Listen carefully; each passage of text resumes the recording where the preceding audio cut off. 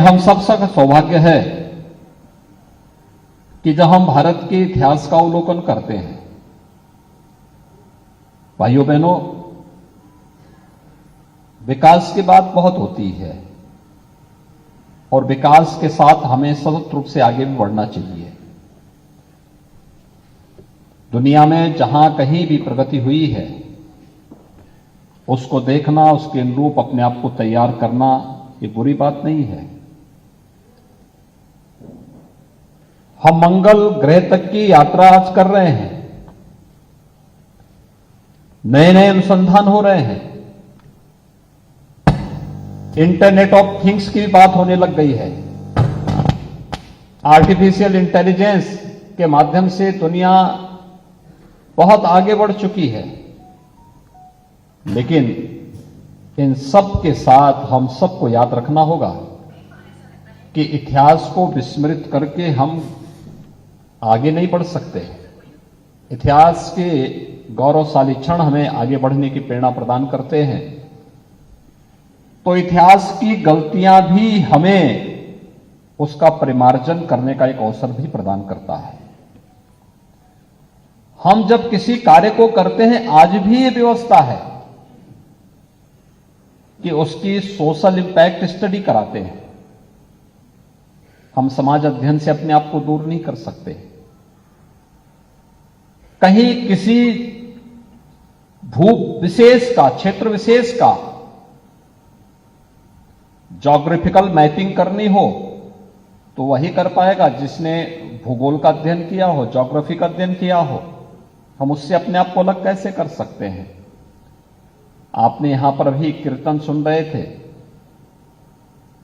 ये सभी तो हमें भक्ति की धारा के साथ जोड़ने का एक अभिनव प्रयास है, जो हमें भक्ति के माध्यम से हमारे अतीत के साथ जोड़ता है, तो हमारी भारी कार्य योजना को बनाने के लिए भी प्रेरित करता है। ये सभी चीजें जब एक साथ जुड़ेंगी, आगे बढ़ेंगी, तब देश और समाज प्रगति के पथ पर अग्रसर होकर के अपनी भावी योजना को भी बढ़ाता है। और सिख गुरुओं का इतिहास भारत की विजय का उसी गाथा को प्रमाणित करता है।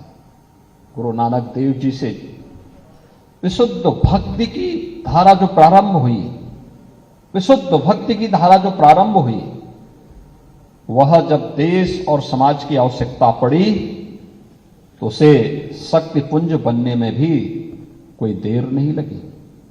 मैं तो बार बार इस बात का उल्लेख करता हूं, जब हम लोग काशी विश्वनाथ मंदिर का दर्शन करते हैं तो काशी विश्वनाथ मंदिर को स्वर्ण मंडित करने का कार्य अगर किसी ने किया था तो महाराजा रणजीत सिंह ने किया था।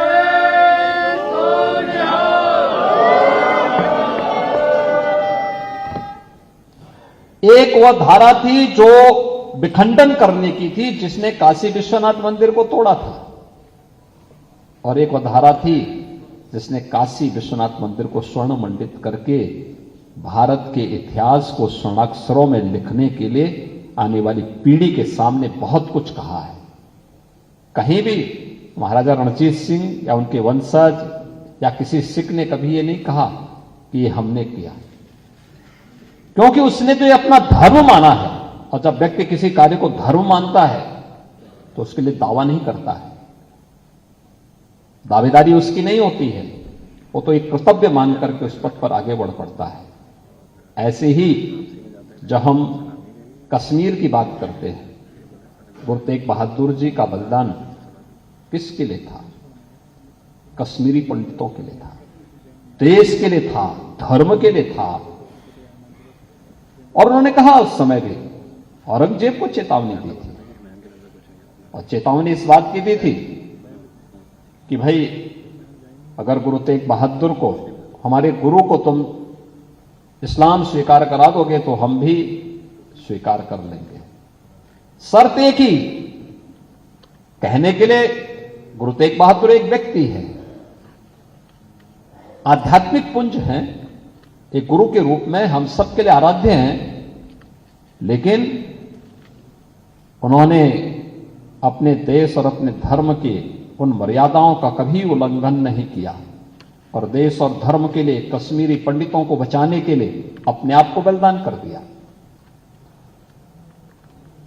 और आज जब गुरु तेग बहादुर जी की बात आएगी, सिख गुरुओं की बात आएगी, गुरु गोविंद सिंह जी महाराज की बात आएगी, गुरु गोविंद सिंह जी महाराज के 4 साहबजादों के बलिदान की बात आएगी, तो ये सभी कार्यक्रमों के साथ जुड़ना हम सब के लिए इतिहास के उन गौरवशाली क्षणों के साथ साथ इतिहास की उन गलतियों के परिमार्जन का भी एक अवसर प्रदान करता है, जो एक साथ मिलकर के जब हम आगे बढ़ेंगे तो एक साथ मिलकर के आगे बढ़ने की परंपरा देश को विकास के पथ पर अग्रसर करके फिर एक स्वर्णिम पथ पर अग्रसर करेगी। और आज राजभवन का एक कार्यक्रम उस दिशा में एक अभिनव प्रयास है। मैं इसके लिए राज्यपाल महोदय का हृदय से आभार व्यक्त करता हूं कि उन्होंने बड़ी सहृदयता के साथ पंजाबी अकादमी के इस प्रस्ताव को स्वीकार करते हुए आज गुरु तेग बहादुर जी महाराज की इस पवित्र 401वें प्रकाश पर्व को इस भव्यता के साथ यहां पर आयोजित करने के इस कार्यक्रम में स्वयं भी अपने व्यस्त कार्यक्रमों से इस कार्यक्रम में वे स्वयं भी उपस्थित हैं। ये मेरा सौभाग्य है कि हम लोगों को गुरु नानक देव जी के 550वें प्रकाश पर्व के आयोजन के साथ मुख्यमंत्री आवास पर एकजुट होने का अवसर प्राप्त हुआ था। और उसके बाद हम लोगों ने साहबजादा दिवस पहली बार मुख्यमंत्री आवास पर आयोजित हुए थे और हम आभारी हैं आदरणीय प्रधानमंत्री जी के, जिन्होंने इस दिवस को बाल दिवस के रूप में पूरे देश के अंदर एक मान्यता दी। लखनऊ में हमारा याह्यागंज का जो गुरुद्वारा है, गुरु तेग बहादुर जी की स्मृतियों से और गुरु गोविंद सिंह जी महाराज के बचपन की स्मृतियों से जुड़ा हुआ है।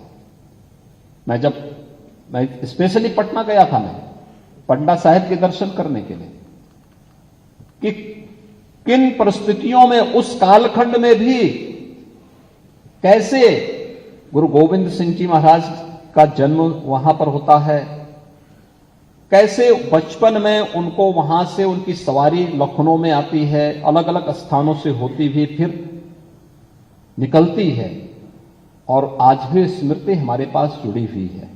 और जब आज यहां पर हमारे श्री सिंह साहिब अकाल तख्त के जत्थेदार सरदार हरप्रीत सिंह जी यहां पर आए हैं और सिरसा जी भी हैं, मैं इन सबसे ही कहना चाहूंगा, उत्तर प्रदेश में बहुत समृद्ध परंपरा है, बहुत समृद्ध परंपरा है। गुरु नानक देव जी से लेकर के गुरु गोविंद सिंह जी महाराज और उसके उपरांत की सिख परंपरा में जो भी यहां की उस परंपरा के साथ जुड़ करके जो कार्य किया गया है वह अभूतपूर्व है, अभिनंदनीय है। और इस परंपरा को क्षुण्य बनाए रखना हम सबका दायित्व बनता है। हम सब मिलकर के इस कार्यक्रम को आगे बढ़ाएंगे, इसमें कहीं किसी प्रकार का कोई संदेह नहीं होना चाहिए। मैं आज के इस अवसर पर आप सबको बधाई देता हूं। 401वें प्रकाश पर्व का आयोजन हम सब यहां पर आयोजित कर रहे हैं। बाहर बरसात पड़ रही थी और उस समय यहां पर जब गुरु ग्रंथ साहिब जी की यात्रा जब यहां पर आई